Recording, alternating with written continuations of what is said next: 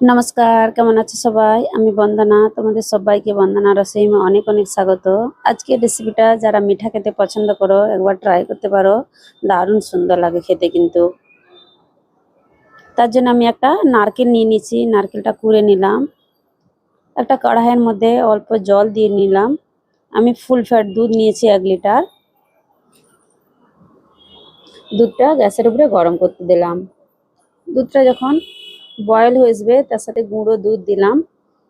4 চামচ গুঁড়ো দুধ ছিল আর কোরা নারকেলটা।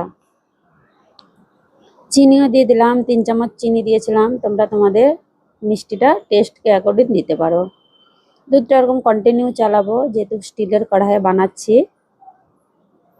দুধটা দেখো, দুধ আর নারকেলের মিশ্রণটা এরকম গাঢ়া করে রান্না করে নিতে হবে। গ্যাসের ফ্লেমটা মিডিয়াম ফ্লেমে রেখে এটাকে রান্না করে নিয়েছিলাম। ব্যাস এটা রেডি হয়ে গেছে। এটা ঠান্ডা হয়ে যাওয়ার পরে আর একটু গাঢ়া হয়ে যাবে যেহেতু গুঁড়ো দুধ দেওয়া আছে, নারকেল দেওয়া আছে। আমি দুটো দেখো পাকা আম নিয়ে নিয়েছি। আজকে আমি পাকা আম দিয়ে পাটিসাপটি পিঠা বানাবো, আমের পাটিসাপটি পিঠা। এই আমগুলো জানো তো খুবই রসালো আর খুবই মিষ্টি, দারুণ সুন্দর লাগে। এখন মার্কেটে প্রচুর পাকা আম মিলছে, তোমরা একবার এই রেসিপিটা ট্রাই করতে পারো। আমের পল্পটা আমি একটা বাউলে সব তুলে নিলাম।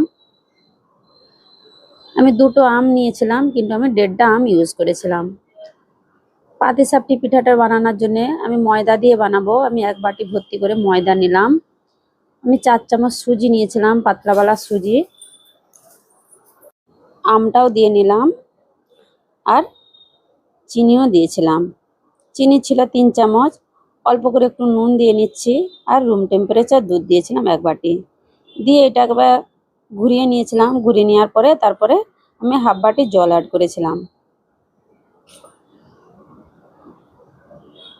এটা পিসা হয়ে যেতে আমি একটা বাউলে ঢেলে নিয়েছি। দেখো এরকম ধরনের থিকনেস হয়েছিল। এর থেকে গাঢ়াও চলবে না আর এর থেকে পাতলাও চলবে না। যেহেতু দুধ আমের মিশ্রণ আছে, পাটিসাপটি পিঠেগুলো খুবই নরম আর তুলতুলে হয়, সেই জন্য ব্যাটারের থিকনেসটা ধ্যান রাখতে হবে। এরকম ধরনেরই রাখতে হবে, পাতলা হলে পিঠেগুলো উল্টোনো যাবে না। যেহেতু আম আর দুধ দেওয়া আছে, খুব পাতলা হলে পিঠেগুলো উল্টোতে অসুবিধা হয়। আমি গ্যাসের উপরে একটা ননস্টিকের প্যান চড়িয়ে দিলাম। পাটিসাপটি পিঠা সাধারণত ননস্টিকের প্যানেতেই খুব ভালো উঠে। অল্প করে তেল ব্রাশ করে নিয়ে আমি ব্যাটারটা দিয়ে নিলাম। তোমরা চাইলে ঘি দিয়েও বানাতে পারো। আমার বাচ্চারা ঘি খাবে না বলে আমি তেল দিয়ে বানিয়েছিলাম। ব্যাটারটা এরকম ফেলে দিলাম পুরো প্যানের উপরে। দুধ নারকেলের মিশ্রণটা যে বানিয়েছিলাম দেখছো কতটা গাঢ়া হয়ে গেছে, সেটা এরকম বীজখানে দিয়ে নিতে হবে। দিয়ে খুব সাবধানে সেটাকে উল্টাতে হবে। খুব নরম থাকে, সেই জন্য খুব সাবধানে সে উল্টোতে হবে। গ্যাসের ফ্লেম একদম মিডিয়াম রাখতে হবে, খুব বেশি বাড়িয়ে দিলে এগুলা লেগে যায়। সেম প্রসেসে আবার একটা বানিয়ে নিয়েছি। আজকের রেসিপিটা যদি ভালো লাগে তোমরা আমার চ্যানেলটিকে সাবস্ক্রাইব করতে পারো।